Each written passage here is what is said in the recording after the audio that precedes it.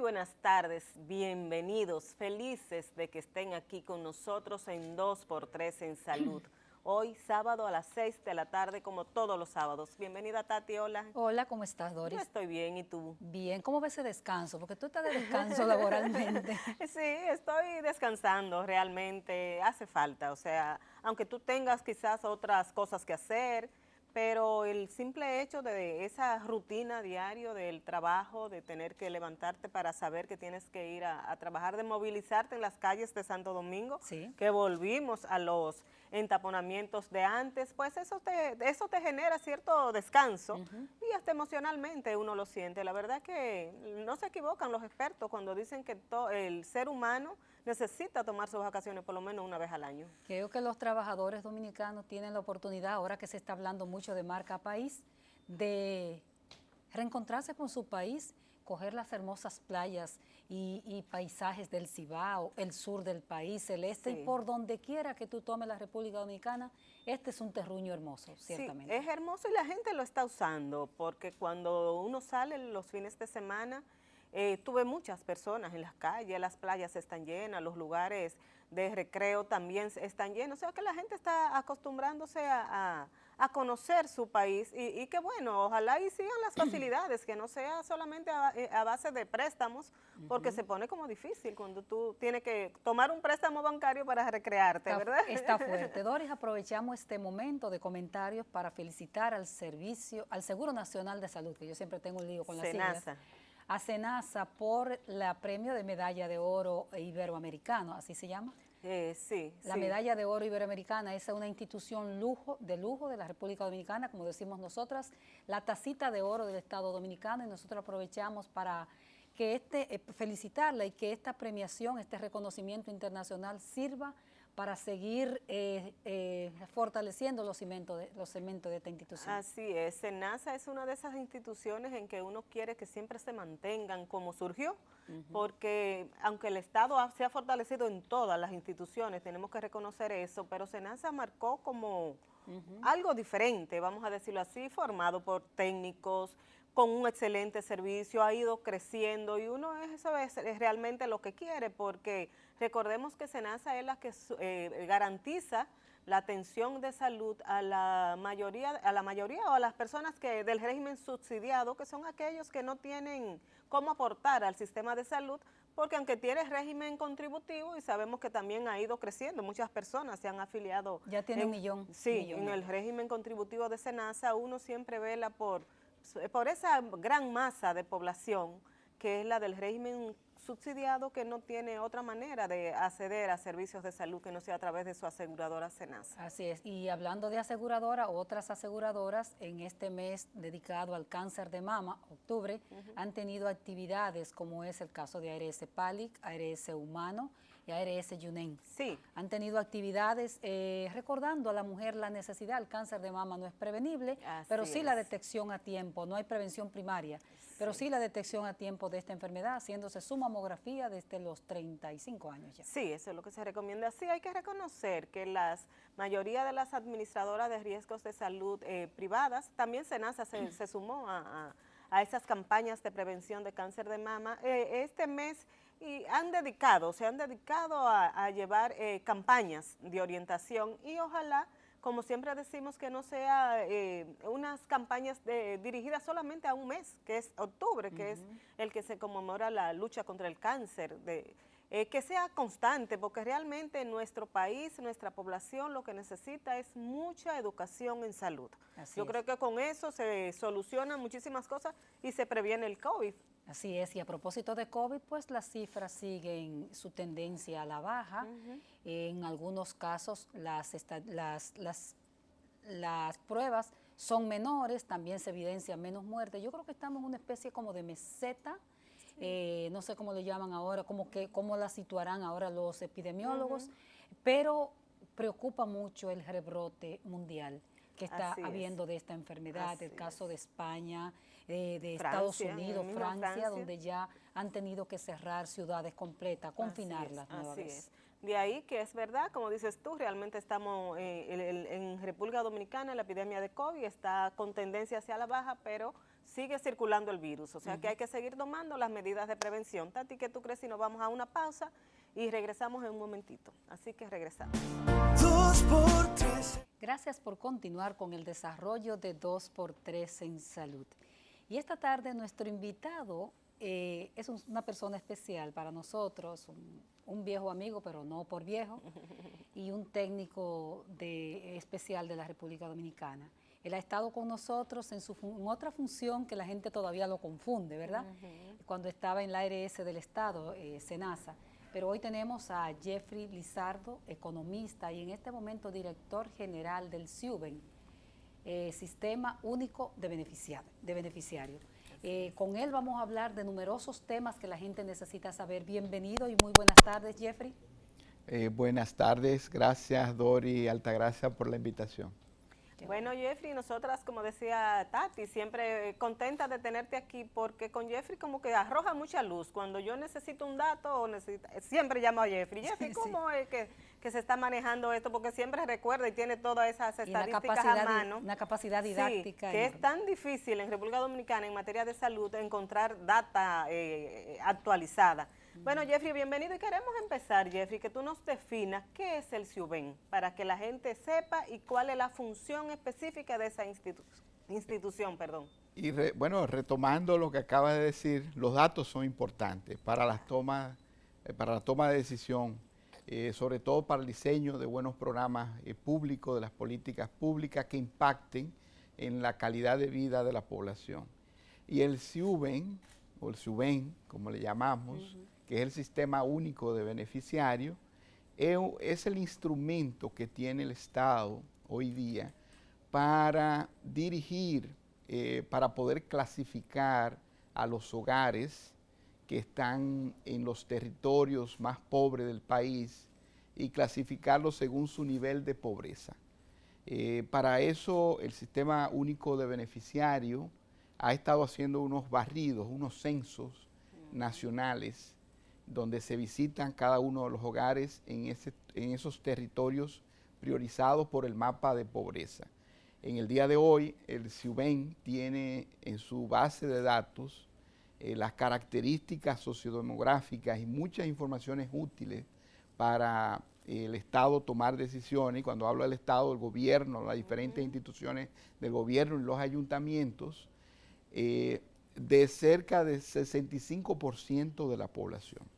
Estamos hablando de 6.3 millones de habitantes o de personas en la base de datos y 2.1 millones de hogares, todos registrados por su nivel de, digamos, de carencia o de condiciones de vida o vulnerabilidad. Nosotros en cada hogar calculamos 3 índices. Hay el índice que se utiliza para la focalización de los programas sociales, sobre todo para la entrega de las transferencias monetarias, como la de Comer es Primero, ahora es Quédate en Casa. Para esos programas sociales. Exactamente. Es el índice de calidad de vida, que va de 0 a 100, se clasifica en un conjunto de variables que se ponderan y tiene un resultado de 0 a 100. Entre más bajo significa que el hogar es más carenciado. ¿Cuáles son esas variables? Característica de la vivienda, característica del hogar, y eso es importante, cuántos son los miembros del hogar, quiénes están ocupados, si hay desempleo o no, la característica del acceso a los servicios básicos y también el nivel educativo, si están asistiendo. Pero también es importante, este programa es de salud.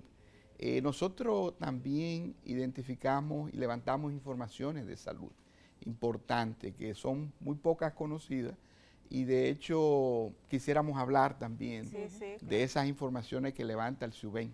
¿Cómo se considera, de acuerdo a esa data del SIUBEN, la población dominicana en este momento? ¿Ya no somos un país pobre? ¿Somos un país ciertamente de ingresos medios, como se llama? ¿O somos un país en vía de riqueza? ¿Cómo está clasificado? Y además como economista que maneja también esa data. Bueno, ustedes saben que este país ha tenido un gran crecimiento económico en los últimos 50 años.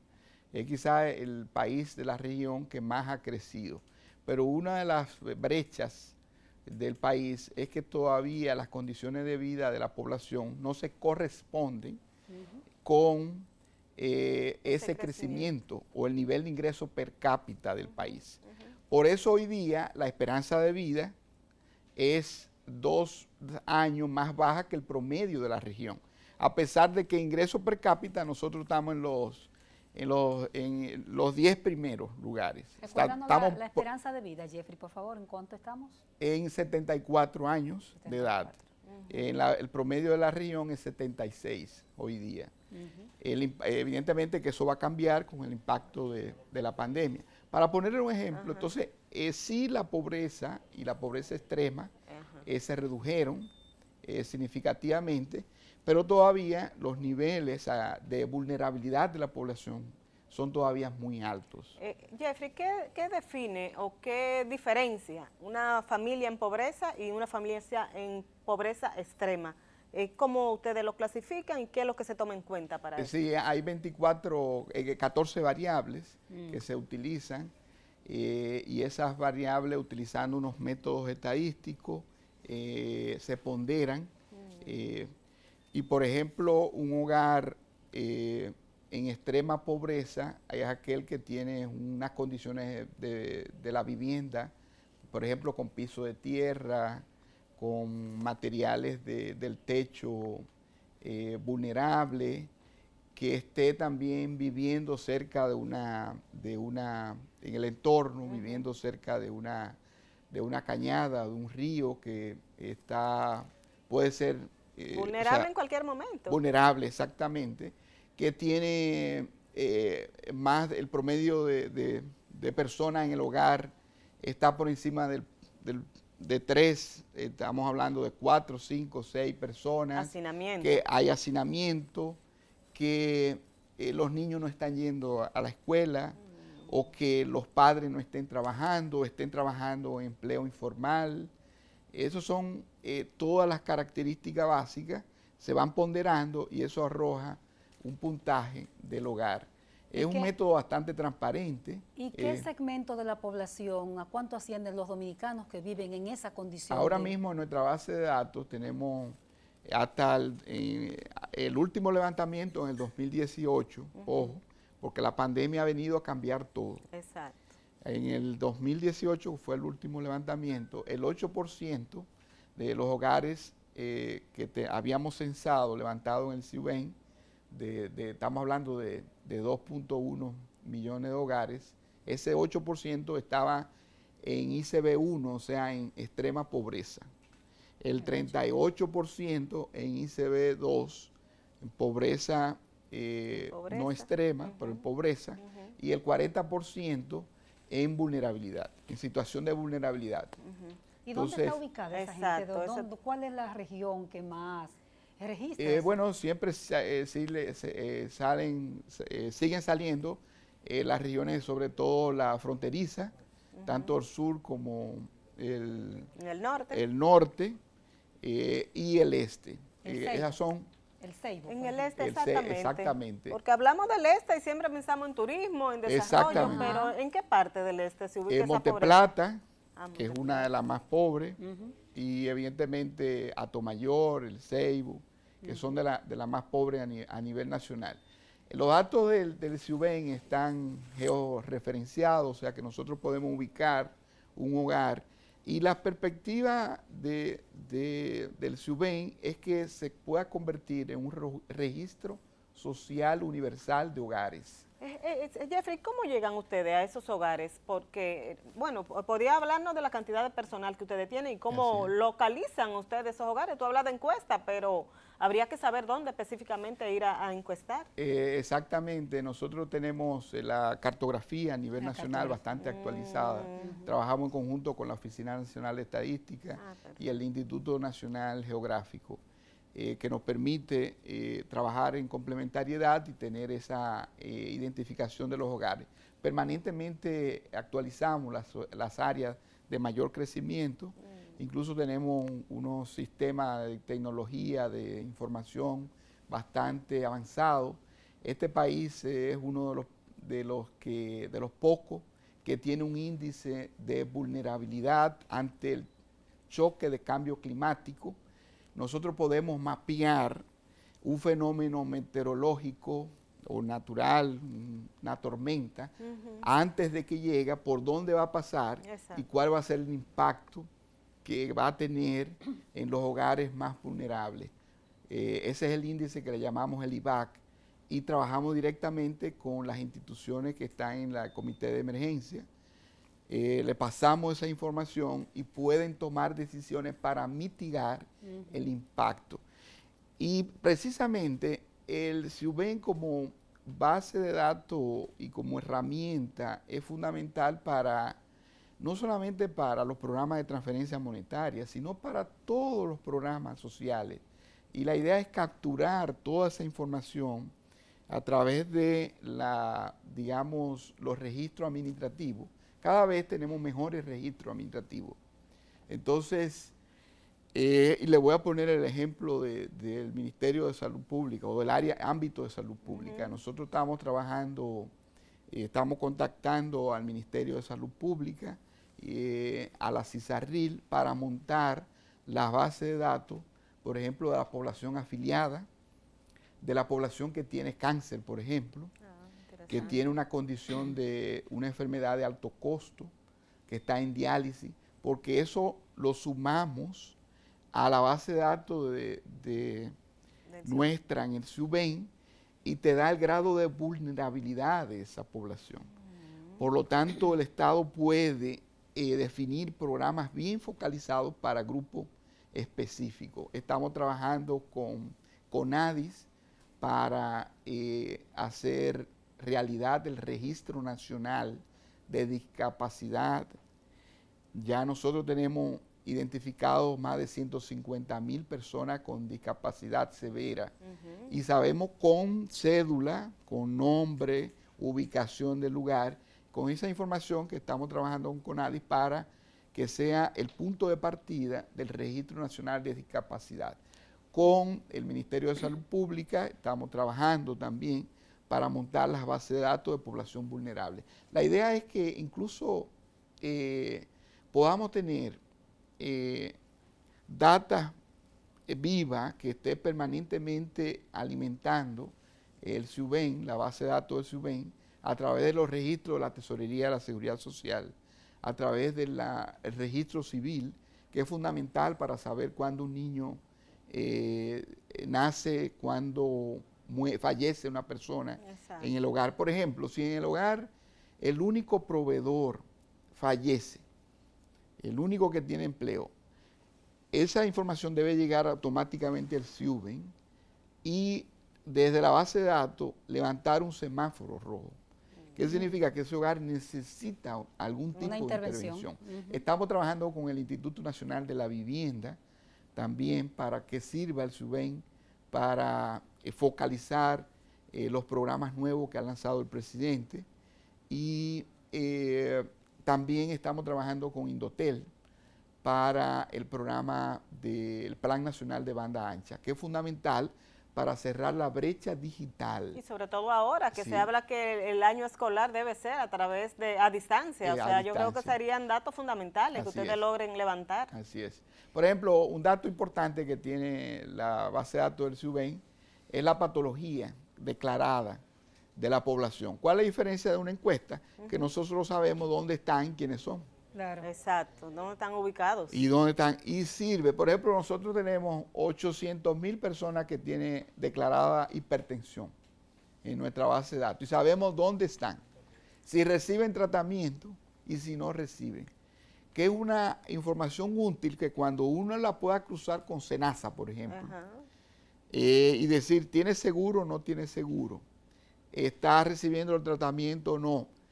Las instituciones públicas, en este caso como SENASA, pueda activar. Exacto. Y eso es lo que estamos trabajando. Vamos a pedirte, Jeffrey, escúchame, porque no quiero interrumpir esa parte que es tan interesante, para irnos a una pausa y cuando regresemos saber cuáles instituciones están utilizando ya esos datos, porque sabemos que SIUBEN tiene muchos años trabajando y queremos saber si ya se le está dando uso a esa herramienta informativa. Así que regresamos en un momentito. Continuamos con el economista Jeffrey Lizardo, director general del SUBEN, Sistema Único de Beneficiario.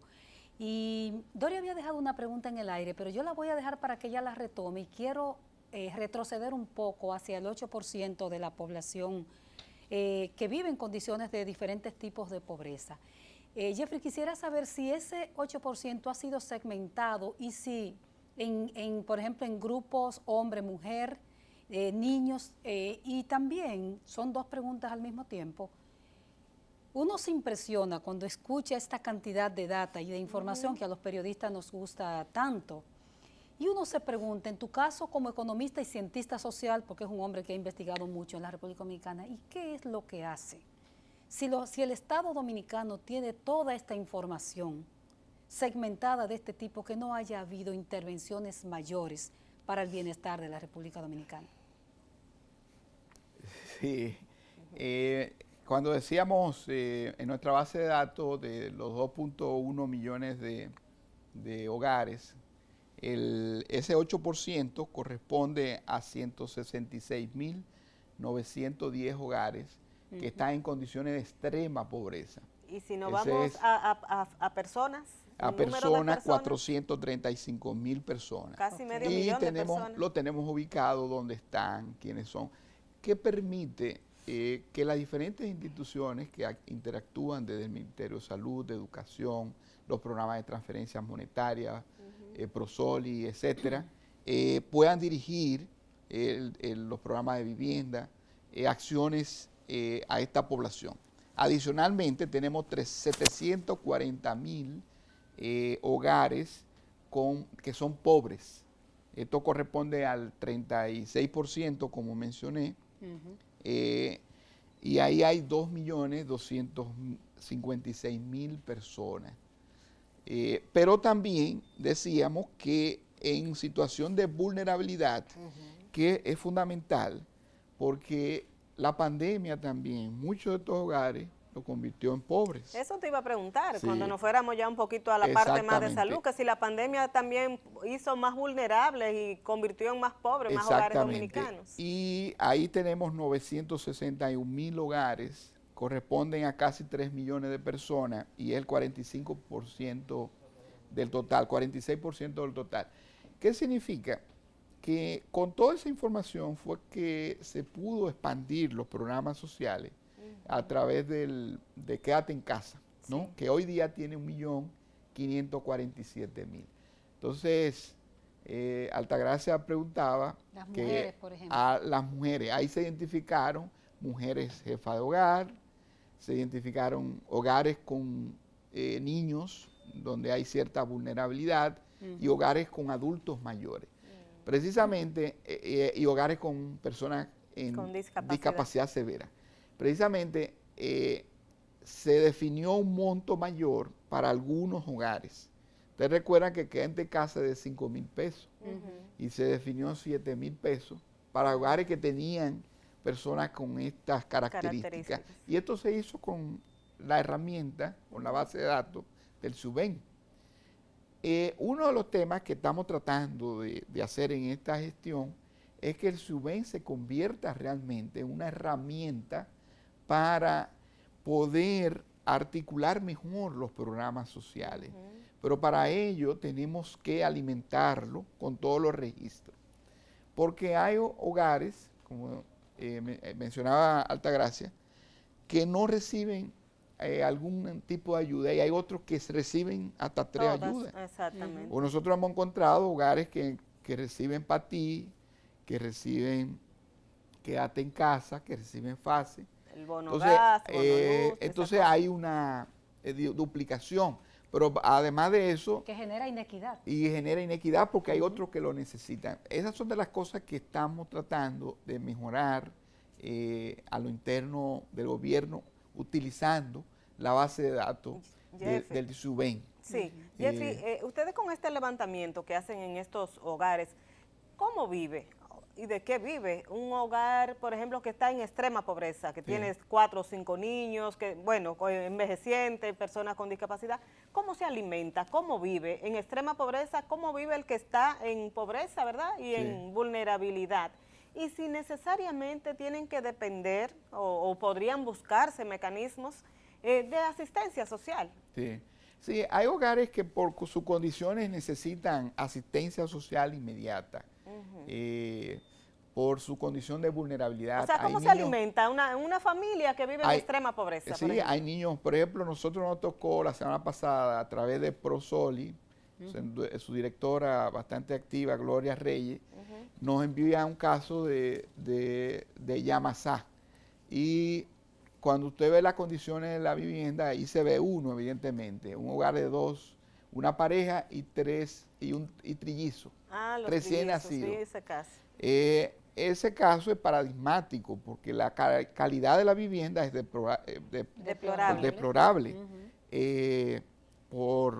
Y estamos hablando de 2 personas jóvenes, muy jóvenes, que quizás, no tengo todos los datos, pero quizás se dedican al chiripeo, que Trabajo no informal. generan ingresos estables, no estaban levantados en el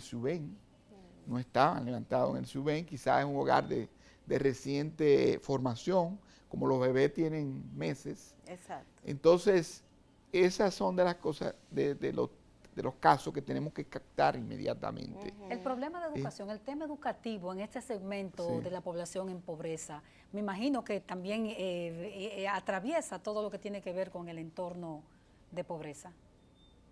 Bueno, la educación es fundamental, ¿no? Yo creo que, digamos, es la base fundamental para que un hogar pueda salir de las condiciones de pobreza. Nosotros hemos hecho análisis con los datos que tenemos y parte de lo que queremos hacer, el SUBEN tiene 3 levantamientos. Hizo uno en el 2004, hizo uno en el 2012 y uno en el 2018. Ahora el SUBEN está preparando para esta semana ya iniciar los levantamientos, usando los protocolos debidos internacionales para proteger al que estamos entrevistando y proteger al personal de campo. Eso un poco le va a permitir ver a usted en estos 2 años, ¿verdad? ¿Qué ha pasado? ¿Qué ha pasado? Y sobre todo en Exactamente. medio de este año también, que ha sido Estamos un año de priorizando pandemia. en un primer momento aquellos hogares impactados por los fenómenos naturales, porque han sido impactados 2 veces, la pandemia Exacto. y las tormentas Y las que han pasado. tormentas, sí. ¿Cierto? Entonces, eso nos va a permitir incluso generar información para expandirla a los demás hogares, porque ahí hacemos lo que se llama inteligencia de datos, ¿no? Análisis de los datos y los extrapolamos. En esta salida vamos también a buscar nuevos beneficiarios que están recibiendo, digamos, transferencias, pero que no están en el SUBEN. Vamos a alcanzar más de 100,000 hogares de aquí a diciembre. Ahora bien, estas 3 bases, ¿qué es lo que estamos haciendo? Uniéndolas y uniendo los registros administrativos. Esto es el proyecto que le llamamos SUBEN Plus o SUBEN Más. ¿Por qué? Porque ahora vamos a tener toda la información de un hogar desde el año 2004, con todos los beneficios que ha recibido, dónde ha gastado esos beneficios y cuáles han sido sus condiciones de vida, si ha mejorado Se ha ido en el exactamente tiempo. variando. ¿Para qué? Para, como decía Altagracia, utilizar eso para hacer minería de datos y para decir, en este hogar le va muy bien porque las políticas que funcionaron A ver si fueron han dado estas. resultados esas Exactamente. políticas. En este hogar no le va muy bien, por lo tanto hay que reenfocar las políticas. La protección social tiene que ser adaptativa, flexible e inteligente. Jeffrey, aparte de esos programas sociales que vemos que se aplican desde el Estado Dominicano, ¿qué otras instituciones han hecho uso de estas herramientas que ustedes ya tienen, de estos datos registrados? Sí, tradicionalmente se ha utilizado para hasta los programas sociales. Hasta los programas sociales, que son los programas de transferencia monetaria. Ahí está de Comer es Primero, Bono Luz, Bono Gas, incentivo a la asistencia escolar, recientemente Quédate en Casa, y para la seguridad social, que es para identificar a los afiliados del régimen subsidiado. Por ejemplo, ahora estamos apoyando al SENASA, le entregamos toda la base de datos para afiliar a los 2 millones de dominicanos. Pero hay una pequeña brechita. ¿Se consiguen, Jeffrey, esos 2 millones de aquí a diciembre? Sí, sí, se logra, porque están, lo que pasa es que vamos a tener una pequeña brechita que no la vamos a resolver, y son de gente muy pobre, porque no tienen documento de identidad. Sí. Entonces ahí hay que atacar, y desde Prosoli y desde del Gabinete de Políticas Sociales se está trabajando, porque hay que atacar a ese 6% de la población que no tiene documento de identidad, porque no puede acceder a un seguro de salud, que eso es un problema. Entonces también se usó para las pensiones solidarias, para asignar las pensiones solidarias, y ahora lo estamos utilizando, el reciente bono que lanzó el presidente, bono Estudio Contigo, para estos estudiantes de universidades privadas, que se quedaron fuera, estamos hablando de 80,000, lo priorizamos con el SUBEN. Y es para que ustedes vean, y estamos diseñando con el Ministerio de la Mujer el bono que el presidente anunció para las mujeres víctimas de la violencia. Lo estamos diseñando para eso, para focalizar a los hogares muy vulnerables. Evidentemente, adaptándolo, introduciendo otros niveles de vulnerabilidad que es la violencia. Porque usted tiene la pobreza material, pero también hay otros grados de vulnerabilidad, como en este caso. Así es, y asumiendo la esencia de la pregunta de Doris, yo pienso que esa base de datos tan importante para la República Dominicana debería ser usada por todas las instituciones. Y tú acabas de tocar, Jeffrey, el caso de la violencia doméstica, por ejemplo. Exacto. O sea, eso es una información que es válido para todos los tipos de intervenciones sociales. Y quisiera retomar el aspecto de la pregunta con relación a los 2 millones de afiliados, que es la meta presidencial para diciembre. Hasta diciembre. ¿Cómo va ese proceso? ¿Qué es lo que están encontrando ustedes? Ya sabemos que ya hay 1 millón de afiliados. ¿Ese 1 millón de afiliados es limpio? ¿Ya está depurado? Sí, nosotros entregamos una base de datos. Trabajamos conjuntamente con la CISARRIL, con la Superintendencia de Salud y Riesgos Laborales, y con SENASA, con el Seguro Nacional de Salud, y con otras instancias del gobierno, el Ministerio de Salud Pública, DIGEPRES, el Ministerio de Economía. Tuvimos una reunión inicial, entregamos la base de datos, y eso ha facilitado el proceso, por eso ha sido tan rápido el proceso, y se va a lograr. Yo creo que es una gran conquista lograr de entrada la universalización. Creo que es una gran conquista que ahí lo que tenemos que vigilar a partir de ahí el sistema de seguridad social. ¿Con esos 2 millones se lograría ya la universalización? Prácticamente vamos a lograr el 93, 94%, porque va a quedar, como yo le dije, la brechita de los que no tienen documentos de identidad. Y eso es importante, porque ahí depende mucho también de la Junta Central Electoral. Hay unos procesos muy burocráticos y hay que trabajar en coordinación con una serie de instituciones. ¿Y ese reducto de ese 6%, qué será? ¿Inmigrantes, hijos de dominicanos? ¿Qué es lo que más? Eso es la extrema pobreza, señores. La extrema pobreza. La extrema pobreza de la abuela que no tiene documento. Tampoco lo va a tener el hijo, los nietos ni los bisnietos. Es una secuela, una cadena. Eso se ha demostrado. Yo creo que hay que darle prioridad, y desde el Gabinete de Política Social y Prosoli se está trabajando fuertemente en eso, porque incluso nosotros le pasamos la base de datos aparte para ubicarlo, mapearlo. Miren, esta persona, ¿por qué? Porque son los dominicanos y dominicanas más vulnerables. Vamos a pedir una pausa vamos a pausar, Y yo quisiera tirarle esta preguntita a Jeffrey cuando regresemos. Es un poco ganchosa. En los países de América Latina tuvimos, la gente de mi generación, la esperanza de ver un continente libre de pobreza, con otro sistema, tuvimos una utopía. En la actualidad todos estos programas no tienden a mantener la pobreza más que a emancipar al ser humano. Con esa pregunta venimos entonces con el economista y director de SUBEN, Jeffrey Lizardo. Regresamos ahora. 2x3 en salud. Continuamos con el economista Jeffrey Lizardo, director del SUBEN. Jeffrey, Altagracia te hacía una pregunta, ella decía que era ganchosa, Sí, vamos a ver cómo tú nos la vas a responder. Y es que si con estos programas sociales que vemos que se mantienen, no se mantiene permanente a la pobreza y no se ayuda a la persona mejor a salir de ella con otras herramientas que podrían quizás aplicarse. Sí, precisamente esos son de los temas que estamos trabajando en el gobierno. Hemos encontrado hogares que tienen 10 años recibiendo una transferencia y estamos analizando qué está pasando en estos hogares. Y siguen en la misma línea. Siguen en la misma situación o por lo menos recibiendo la transferencia. Entonces, para esto tiene que haber un proceso de graduación, de salida. Ahí es que tú vas a decir, esto funcionó o no funcionó, porque recuerden que dicen, excúsame el dicho popular, que no es entregar el pescado, es enseñar a pescar. Exactamente, y por eso las transferencias van acompañadas de una serie de requisitos y hay que retomar esos requisitos y acompañamiento. Parte de lo que se está haciendo ahora desde Prosoli es precisamente retomar eso y fortalecer el emprendedurismo, capacitar con Infotep.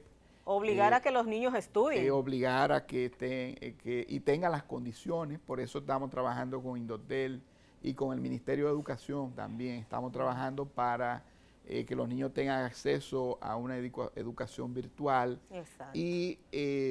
Y así sucesivamente, ¿no? Y proteger al que hay que proteger también, porque hay hogares con condiciones que hay que mantener una protección, pero hay que articular. Pero lo ideal sería, Jeffrey, que se ponga como meta, por ejemplo, 2 años de ayuda, pero en esos 2 años ya esa familia tiene que recibir un acompañamiento que permita que dé el salto, si es en extrema pobreza, que pase por lo menos a pobreza. Por ejemplo, nosotros y que esa otra siga escalando. Nosotros tenemos casos de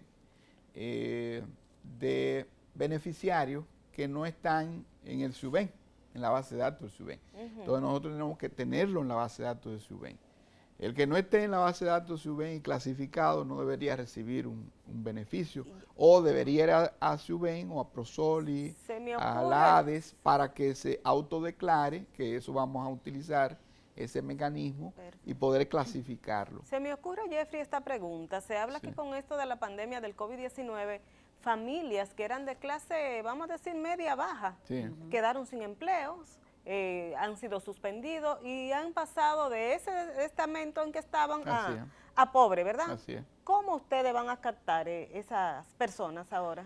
Sí, pero ya antes de responder eso, para terminar, una de las cosas que está empoderando el SUBEN es hacer evaluaciones de impacto, Altagracia, con toda la información, con el SUBEN Plus, y trabajando en coordinación con todas las instituciones del Estado, ahí con el Ministerio de Economía, haciendo simulación sobre el impacto de los diferentes programas sociales, que eso se olvidó.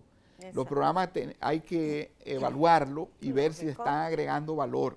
Si no agrega valor, ¿por qué? Porque ¿cuánto se invierte, por ejemplo, en esos programas?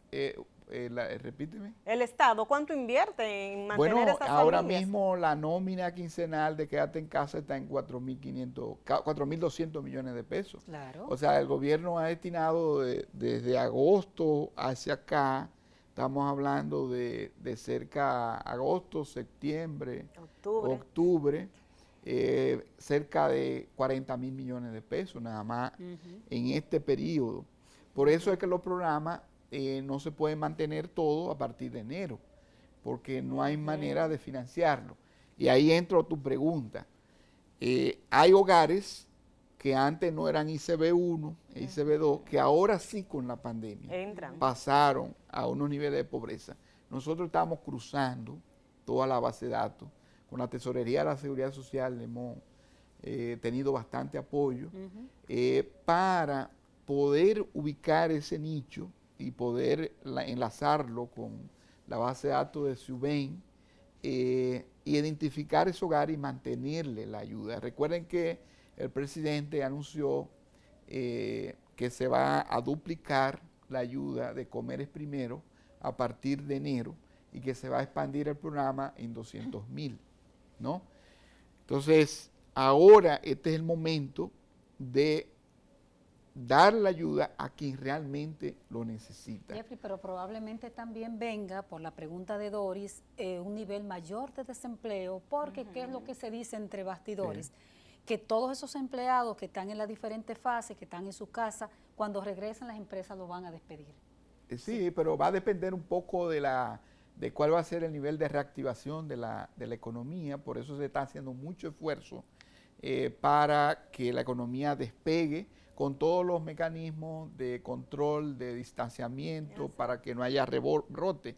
Y creo que hasta ahora los datos indican que bueno, que se ha mantenido ese control, vigilando y viendo la situación, pero va a depender de cómo la economía se va reactivando, y eso es fundamental, porque y yo creo que hay un dato que dio el tesorero de la Seguridad Social, de que llegamos a un récord de recaudación, y he estado viendo los numeritos de los afiliados que ya están cotizando a la Seguridad Social, y no hemos todavía llegado al nivel de febrero o de marzo, desde antes del confinamiento. Todavía estamos muy por debajo, pero hay un proceso de recuperación. De crecimiento. Yo creo que este mes, como queda este mes, es clave para ver qué tal el proceso de recuperación. Nosotros estamos utilizando todos esos datos para ver a enero cuál va a ser la situación, porque sobre todo con esto, Altagracia y Doris, en enero no va a quedar ningún dominicano sin un seguro de salud. Eso es fundamental. Qué bueno. Jeffrey, hablando de salud, en estos levantamientos que ustedes hacen, ¿cuáles son las condiciones de salud que ustedes más encuentran en las familias dominicanas, que ustedes, en esas que ustedes tienen registradas? Sí, el número 1 es hipertensión, de lo que declaran los hogares. El número 2 es enfermedades respiratorias, y está muy asociada a todo el tema de COVID también. Estamos hablando antes del COVID. Y el número 3, diabetes. Y 4, cáncer. Esas son como Por ejemplo, nosotros queremos con el Ministerio de Salud Pública montar la base de datos de todos los beneficiarios del programa de alto costo, y poder identificar quiénes necesitan más apoyo y quiénes no. Es generar información. La información está para ser utilizada de manera inteligente para apoyar a aquellos que lo necesiten, porque los recursos son limitados, siempre van a ser limitados. Jeffrey, tú no te puedes ir de este programa sin que hablemos un poquito, y se nos termina casi el tiempo, de la institución. ¿Cuántos colaboradores o empleados tiene el SUBEN? ¿Qué son? ¿Cuáles son las profesiones? ¿Cómo se desarrolla esa institución? Sí, es una institución relativamente pequeña. ¿Surge con la seguridad social el SUBEN? ¿Surge con la seguridad social? El SUBEN surge con el programa de protección social del gobierno en el 2004. Pero de hecho se gestó mucho antes. Cuando se empezó a hablar de mapa de pobreza, de focalizar, estamos hablando de finales de los 90 y a principios de la presente siglo, ¿no? Ya se estaba utilizando el mapa de pobreza para focalización. Ahí viene el SUBEN, que es una copia del SISBEN, que es el sistema de beneficiarios de Colombia. De hecho, ayer tuvimos una reunión muy fructífera con el sistema de beneficiarios, con el director y el subdirector nacional del Departamento de Planeación Nacional. En ese proceso estuvo involucrado el economista Miguel Seara Acton, ¿verdad? Sí, exactamente. Antonio Morillo, el demógrafo, que está ya en SUBEN, de hecho, porque estamos fortaleciendo el equipo técnico. Entonces, la idea es ver qué están haciendo ellos, que nos ayuda a mejorar esta herramienta para toma de decisiones inteligentes y tener mayor impacto en la calidad de la vida de la población. Tenemos un poco menos de 300, el personal, 300 colaboradores. Normalmente son personas que trabajan en campo, cartógrafos, porque tenemos que estar mapeando, y encuestadores. Ese es el mayor porcentaje. Y evidentemente tenemos una tremenda base de datos, la parte técnica, tecnológica, los servidores y el equipo de análisis que estamos fortaleciendo. Eso te iba a preguntar, ese análisis de esos datos, porque a veces se reúnen muchísimos datos, se tienen ahí, pero si tú no tienes una gente que te lo interprete o que sepa ponerlo en su lugar. Estamos democratizando la información, esto es parte del cambio. Vamos a crear un repositorio, estamos creando una red de investigadores, alianzas con la comunidad de investigación, con la academia nacional e internacional. Estamos buscando todos los dominicanos que están haciendo doctorado para que hagan su tesis con los datos del SUBEN. Qué bueno. Y esos datos se anonimizan y se le entregan esos datos. Y la idea es que todas las instituciones públicas, nosotros estamos visitando instituciones públicas para que conozcan por qué el SUBEN puede ser una herramienta fundamental para la toma de decisiones. Qué bueno, de verdad. Y en el país tenemos especialistas en datos, o sea, en manejo de datos, no sé cómo se llamarán esos técnicos. Inteligencia de datos. Tenemos, se está utilizando cada vez más. Este es un mundo que genera mucha información, por eso que el SUBEN Plus es eso, integrar los levantamientos que hacemos con los registros administrativos. Y tener mejores informaciones sobre los hogares. Nosotros estamos conformando un área de inteligencia de datos para hacer incluso análisis predictivo. Exacto. Para decirle al Ministerio de Educación, mire, la posibilidad de que este niño no termine la clase, o no termine, no se gradúe, o no coja la prueba nacional es esta. Hay que actuar con otras instituciones para que eso no pase. Bueno, yo lo que estoy contenta es de que el gobierno del presidente Luis Abinader haya preservado a un técnico de la magnitud de Jeffrey Lizardo, porque es sencillamente enriquecer a la República Dominicana de datos. Y nosotros no tenemos más tiempo, Doris. Así es, dándote las gracias, Jeffrey, siempre dispuesto a venir aquí con nosotros y siempre trayendo esos numeritos que tanto nos apasionan a los periodistas. Gracias, Tati, gracias a nuestros amigos televidentes y le decimos que nos acompañen la próxima semana. Muchas gracias.